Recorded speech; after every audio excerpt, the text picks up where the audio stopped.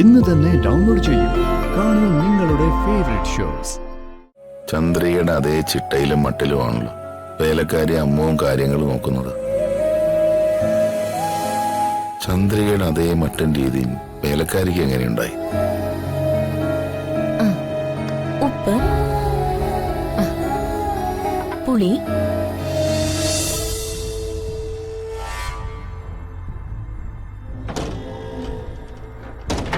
la la la la la la la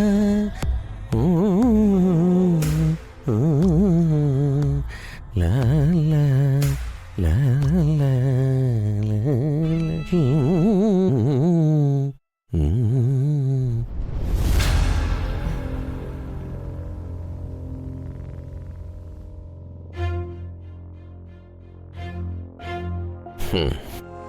എന്താ ഒരു മൂളിപ്പാട്ട്? എന്തോ വലിയ കാര്യം സാധിച്ച മൂഡിലാണല്ലോ. അങ്ങനെയൊന്നുമില്ല, വെറുതെ ഒരു പാട്ടും മൂളിന്ന് മാത്രം. അതിനെ ആവശ്യമില്ലാത്ത അർത്ഥം ഒന്നും കൽപ്പിക്കണ്ട. അച്ഛന്റെ അമ്മയുടെ മുമ്പില് കപട നാടകം കളിക്കുന്നത് കണ്ടല്ലോ. എന്തിനായിരുന്നു അത്? എന്ത് ദുരുദ്ദേശം ഇനി വർക്കൗട്ട് ആവാനുള്ളത്? നിർത്തണേ. ഇങ്ങനെ മറഞ്ഞു നിന്ന് ഭർത്താവിനെ നിരീക്ഷിക്കുന്നതേ അത്ര നല്ല ശീലമൊന്നുമല്ല. അച്ഛന് പണം കൊടുത്ത് സഹായിച്ചില്ലെങ്കിലേ അത് കുറ്റം. പണം കൊടുത്ത് സഹായിച്ചാലോ അത് കപട നാടകമായി, ദുരുദ്ദേശമായി. ദേഷ്യപ്പെടുന്നു വേണ്ട. അറുത്ത കൈക്ക് ഉപ്പ് തേക്കാത്ത ഒരാള് സ്വന്തം അച്ഛനമ്മമാർക്കാണെങ്കിലും വെറുതെ പണം കൊടുക്കുന്നത് കണ്ട അതില് പന്തികേടൊന്ന് കാണുന്ന ഒരാൾക്ക് തോന്നാം. വെറുതെ പണം കൊടുത്ത് സഹായിച്ചാണെന്ന് ആരാ നിന്നോട് പറഞ്ഞത്? വർഷയുടെ മരണാനന്തര ചടങ്ങിന് അച്ഛൻ ചെലവാക്കിയ പണം, അതിന്റെ വീതം കൊടുക്കേണ്ട മര്യാദ എല്ലാ മക്കൾക്കും മരുമക്കൾക്കുണ്ട്. അത് കൊടുക്കാത്ത താപ്പാനകൾക്കല്ല, കൊടുത്ത എനിക്കാണോടി കുറ്റം. അങ്ങനെ മകന്റെ മര്യാദ പാലിക്കാനാണ് പണം കൊടുത്തതെങ്കിൽ അത് കുറ്റമല്ല, വളരെ നല്ല കാര്യം ആണല്ലോ. വർഷം നഷ്ടപ്പെട്ടതിൽ ഏറ്റവും കൂടുതൽ ദുഃഖം അനുഭവിക്കുന്ന വിക്രമാണ്. വർഷം മരിച്ചിട്ടുണ്ടെന്ന് അയാൾ വിശ്വസിക്കുന്നില്ല. ഓരോ മുക്കിലും മൂലയിലും അയാൾ വർഷയെ തേടി നടക്കുക. വർഷയുടെ തിരിച്ചുവരവനായിട്ട് അയാൾ കാത്തിരിക്കുക. വിക്രമിന് തോന്നുന്ന സ്നേഹം പോലും സ്വന്തം സഹോദരനായി എനിക്ക് പോലും വർഷയോട് തോന്നിയില്ലല്ലോ എന്നുള്ള കുറ്റബോധം, അതാ എന്നെ മാറ്റി ചിന്തിപ്പിച്ചത്. വർഷ ജീവിച്ചിരുന്നപ്പോ അവൾക്ക് കൊടുക്കാൻ മടിച്ച പണം അവള് മരിച്ചപ്പോ അച്ഛനമ്മമാർക്ക് കൊടുത്ത് ആശ്വാസം കണ്ടെത്തുന്നു. അല്ലാതെ കപട നാടകം കളിക്കല്ല. നിനക്ക് മനസ്സിലാവണ്ടോ? മനസ്സിലായി, പക്ഷെ എനിക്കതങ്ങോട്ട് വിശ്വസിക്കാൻ കഴിയുന്നില്ല. വിശ്വസിക്കണം. ഇനിയുള്ള ജീവിതകാലമെങ്കിലും അച്ഛനമ്മമാരെ ദ്രോഹിക്കാതെ എനിക്ക് ജീവിക്കണം. പരമാവധി സഹായിക്കണം. ഇല്ലെങ്കിൽ ശപിക്കാതെ ശപിക്കുന്നവരുടെ വാക്കുകൾ നമ്മളെ വേട്ടയാടിക്കൊണ്ടിരിക്കും, തകർത്തുകൊണ്ടിരിക്കും. ആ തിരിച്ചറിവ് സുയിത്രേ എന്നെ അടിപിടി മാറ്റിയത്. ദയവേത് അതിനെ ഒരു കപട നാടകമായിട്ട് നീ കാണരുത്.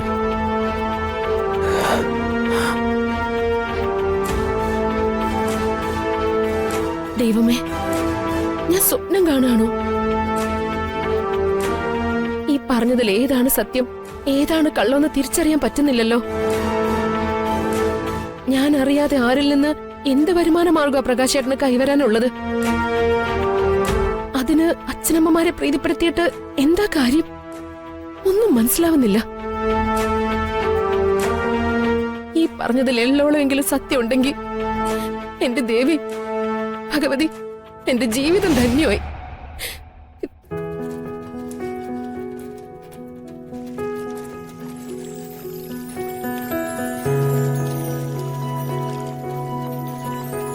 അടുക്കളയിലെ എല്ലാ സാധനങ്ങൾക്കും അതിൻ്റെതായ സ്ഥാനങ്ങൾ ഉണ്ടാവണം. ഒരു സാധനം എടുത്താ ഉപയോഗം കഴിഞ്ഞ് അതേ സ്ഥാനത്ത് തന്നെ തിരിച്ചു വെക്കണം. അങ്ങനെ വരുമ്പോ മുളക് എവിടെ, പുളി എവിടെ, ഉപ്പ് എവിടെ എന്നൊക്കെ തിരിഞ്ഞ് വെറുതെ സമയം കളയേണ്ടി വരില്ലല്ലോ.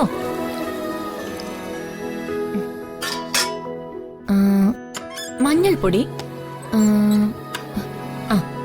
മുളക് പൊടി, മല്ലിപ്പൊടി, ഇത് മൂന്നും ഒരു ഭാഗത്ത് തന്നെ ഇരിക്കണം എന്നും എപ്പോഴും.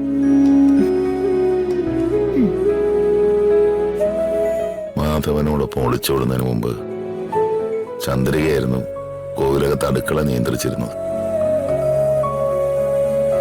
ചന്ദ്രികയുടെ അതേ ചിട്ടയിലും മട്ടിലുമാണല്ലോ വേലക്കാരി അമ്മവും കാര്യങ്ങൾ നോക്കുന്നത്. ചന്ദ്രികയുടെ അതേ മട്ടും രീതിയും വേലക്കാരിക്ക് എങ്ങനെയുണ്ടായി? ഉപ്പ്,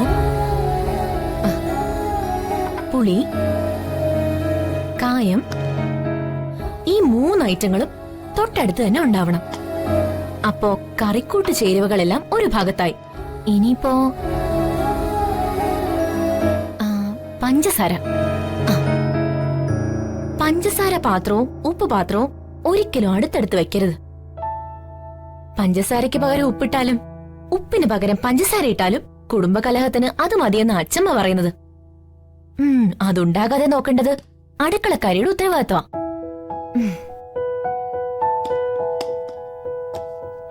പഞ്ചസാര ഉപ്പും കയ്യെത്താ ദൂരത്ത് വയ്ക്കുന്നതും ചന്ദ്രികയുടെ ശീലമായിരുന്നു.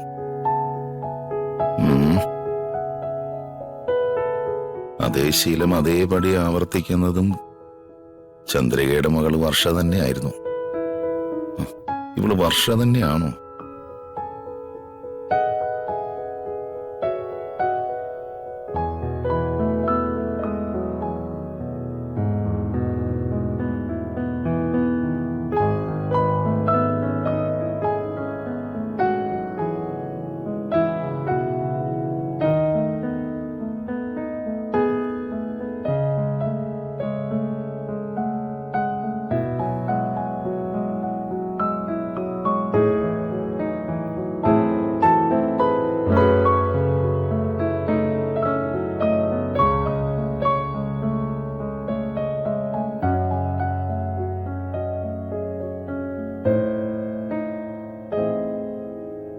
അമ്മയുടെ ചിട്ടകള് ഞാനും പാലിക്കുന്നുണ്ടോ എന്ന് ടെസ്റ്റ് ചെയ്യാനായിരിക്കും അമ്മാവൻ വന്ന് ഒളിഞ്ഞു നോക്കുന്നത്.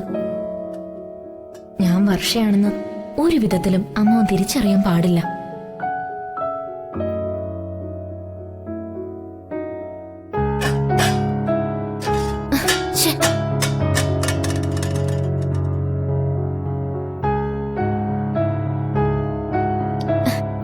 എച്ചിൽ പാത്രമാണല്ലോ താഴെ വീണത്. നേരെ ഒത്തിരിയായി. രാത്രി തന്നെ ഇത് കഴുകി വെച്ചില്ലെങ്കിൽ ആകാശം ഇടിഞ്ഞു വീഴൊന്നുമില്ലല്ലോ. അവിടെ കിടക്കട്ടെ, രാവിലെ വൃത്തിയാക്കാം.